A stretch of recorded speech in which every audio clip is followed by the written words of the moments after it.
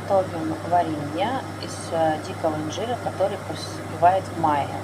Он обладает необычным запахом, как будто вы добавили туда какие-то духи в варенье.